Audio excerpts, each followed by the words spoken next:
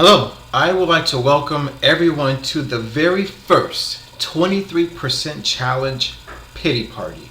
Yes, please join me. You are cordially invited to my pity party. Everyone, welcome to the 23% Challenge. As mentioned earlier, I am creating what we call supplement videos, which basically follow many of the concepts and the principles that are presented to you during the 23% challenge. Now, let's remember the 23% challenge is only the first 7 days of every month. But I feel as though it's important that during the interim time that we still discuss a lot of the principles and the concepts that are covered during the challenge. So, welcome to my pity party. What is a pity party, you may ask? Well, it's a way of experiencing grief in which you spend your time feeling sorry for yourself and whining endlessly about how crappy your life is. Pity parties can be just for one person or they can be for many people. Maybe it's your friends or maybe it's people that you're really, really close to who will try to comfort you or just be there for you while you keep asking yourself, what did you do to deserve whatever it is that made you so sad in the first place? So, is it time for a pity party? Well, if you've ever asked yourself the question, why me? Why did that happen to me? Or if you said, life sucks out loud, or maybe you've mumbled, I never win. Or maybe you've exclaimed, life is not fair. Wow. Then chances are, yes, you've had your own pity party. So now the question is, should I participate in the pity party? I mean, after all, it is a party and most people like to party. So here are a few questions, in particular, that if you answer yes to, then of course you should participate. Of course you should go. Number one, are you an enabler?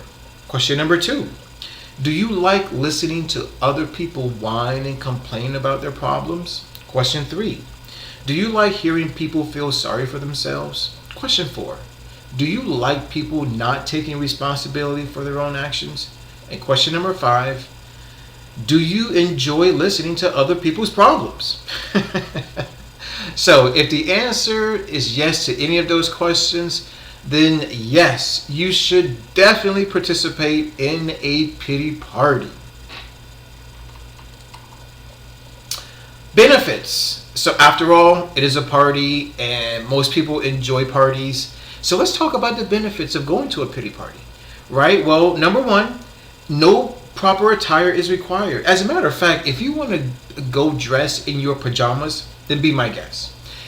Ladies, you don't have to do your hair. You don't have to put on any makeup. Gentlemen, you don't have to go get a haircut. You don't have to shave. Now, the good thing is that because it's a party, music is required. But nothing upbeat, nothing uplifting, nothing that's going to, shall we say, incite any type of dancing or joyous movement. Oh, no. This is a pity party. So whatever music you play, it has to be slow. It has to perpetuate feelings of sadness, guilt, anger perhaps, depression. Yes. And of course, what is a party without food? So, you can only have processed foods and processed beverages at this party. So, feel free to eat all the ice cream you want. You want chocolate candy or chocolate cake for that matter. Potato chips, cookies, cakes, pies, and donuts, right? It's all welcomed. No low-fat food or fat-free food is required. And of course, alcohol. Oh, yes. You can enjoy all the alcohol you want. So if you want beer, you want wine, you want any type of vodka, right? What else is it? Gin, whiskey, whatever you want, whatever type of alcoholic beverage you like to drink, then bring it. It's welcomed. So a lot of you may be thinking, okay, so Coach D, what is this pity party all about? I mean, what happened, right? Okay, so long story short, my gym bag got stolen from the gym on exercise day. I believe in the previous video when we talked about exercise day, I decided to take a walk in the park.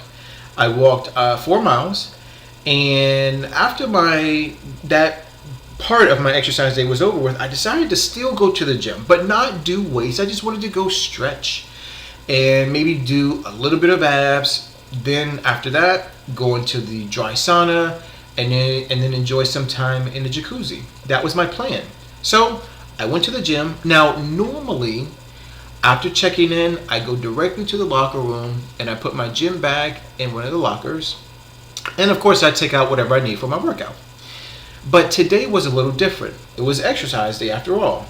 And I'm doing my 23% challenge. I'm feeling good. Life is great. So I decided to stretch on one of the mats. And because I had my gym bag with me, not in the locker room, I set it right next to me. And I probably leaned it up against one of the reclined cycling bikes.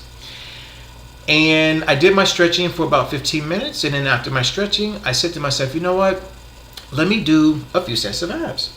So I look over. The first ab machine that I wanted to work on was probably about 10 feet away from me. I got up and I picked my bag up. And I thought to myself, I said, you know what? I don't need my gym bag because the ab machine is about 10 feet away from me. When I'm done with it, I'll come back and I'll pick it up and then I'll carry it with me for the rest of my workout. Well, rather than picking it up, I let it stay there. And I went over to the ab machine. I did one set of abs, about 25 reps. That took me anywhere from 30 to 45 seconds. I got up and I went to go get my gym bag, and guess what? It wasn't there. Yes, it had been taken without my permission. So instantly I got nervous. I started looking around, talking to different people, asking them if they had seen anything. I even talked to the people who work at the gym. I asked to see the surveillance tapes. They would not allow me to. I even called the police because, again, I felt as though I had been violated. Someone had stolen something from me. Well, it's been about a week, and the manager at the gym, they looked at the surveillance tapes. They can't find anything. The police, I haven't heard anything from the police. So I'm just going to chalk it up to say my gym bag has now been officially stolen, along with everything that was inside. Now, what was inside? A shirt to change in, a few towels, my water bottle, jump rope, just average things that you find inside of a gym bag. But the most important and probably the most valuable thing that was in my gym bag were my car keys, which were attached to my fob, which of course allows me to remotely lock and unlock the car. And of course there's a panic button on there just in case I'm in a huge parking garage or a huge parking lot and I can't find my car and I need to locate it very quickly. So that was the biggest thing that was on my mind. And of course, while I'm looking for my bag, I was also trying to keep an eye out on my car because the person who took my bag now has my keys, and so they could easily locate my car and then drive away. So praise the Lord, my car was not taken. So that was the good part. Now, it's been over a week, and I have two choices. My first choice is to continue wallowing in my own sorrow. Is to continue having my own pity party. Or I could look at my other option, which is to find a solution. So what are the solutions, right? Number one, I need to start trusting my intuition. Yes. Before I left my bag, I picked it up. That was my intuition telling me, okay, Coach D, take your bag with you wherever you go. But I didn't listen to that little voice in my head. Instead, I set it back down. So let's talk about what intuition is or what it means. Your intuition is a natural ability or power that makes it possible to know something without any proof or evidence. It's also a feeling that guides a person to act a certain way without fully understanding why. Other solutions are be responsible, be accountable, be ready, willing, and able to learn a lesson. You know, one of my spiritual counselors says, and this is Iyanla Van Zandt, she always says that the solution lies in the same room as the problem. Yes, I'll say that again. The solution, or shall we say the answer, is in the same room as the problem. My other spiritual counselor, Infinite Waters, he says that when you don't trust your intuition, when you don't follow that little voice, when you don't listen to that little voice that's in the back of your head, you get a surprise. He also says that when you are giving your time, energy, and effort to the wrong people at the wrong time, then guess what? You also get a surprise. So my surprise during the 23% challenge was having my bag stolen. And it's all because I did not trust and follow my intuition. Wow, isn't that something? Now, again, my purpose is not to dwell on the problem. Instead, let's focus on solutions. So, ladies and gentlemen, if at any point something bad, or shall we say not so good, has happened to you, yes, we can do what's easy. We can find fault with what other people did, right? We can whine and we can complain and ask, why me? Say things like life sucks. But if we want to be closer to our spirit, and let's remember, the 23% challenge is about you living a healthier lifestyle. Guys, remember, this is holistic healing. This is about us becoming a better and a greater version of who we are. So let's not be so quick to fault what someone else has done. Now, please don't get me wrong. I'm not excusing, I'm not condoning the act of someone else taking my bag without my permission. However, I do blame myself because I did not trust my intuition. So the solution is, next time, trust your intuition, Coach D, all right? And then you won't have these problems. So guys, always be ready, willing, and able to learn a lesson. Very important. So, contact information. If you guys agree or if you disagree, it doesn't matter, because remember, this is a judge-free zone.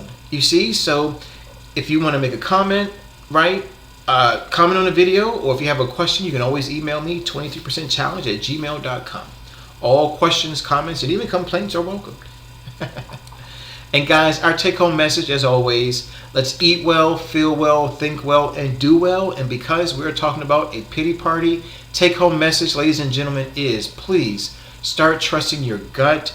Start listening to your intuition, right? Start listening to that little voice in your head that says, maybe we should do it like this. Maybe that's not the best way to do it. You see? So trust your gut.